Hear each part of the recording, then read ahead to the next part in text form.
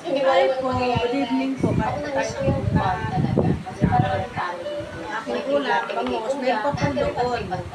Saka yung may sabaw pa, marami pa kami ulam. Kaya sinigang ko pa yung natin. At saka yung biscuit na ataan. Ako po Tayo, thank siguro you, Lord. yung love element. Yung sa tulong with the people talaga. Kasi, like, syempre, it's evident naman na 16 ako. And you're living with new people bigla eh. Ano, nakala ko sasabihin mo, pinagalitan ko. Hindi. Parang akala ko papunta ka na dun eh. Oo naman, hindi naman. Sinasabi ko lang na lahat.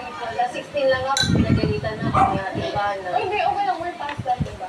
Okay. Sabi mo, okay na tayo dun. Okay ako eh, hindi ko alam sa'yo dahil. Okay naman ako. Akala ko nang bumabawi ka sa akin, kaya ka nagalitan mo ako. Well, wait for me now. Ano wait for me now? Charot lang. Baka mamaya Kain.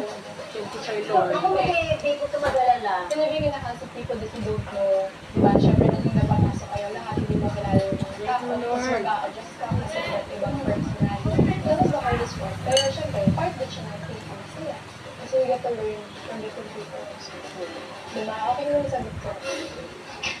Charlie! Joke lang po. Wala tayo sa PBB, andito tayo sa house. Bahay ni Abby. Bahay ni Abby. Next na card siya, nominations.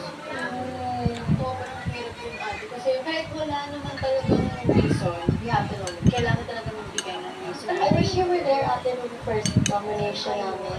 It was so lala. It was really sad. Kasi ang bigat. Especially I finished them first. Kasi after nun, parang you're used to people getting out. Yeah. Feeling mo na you're between someone kasama mo.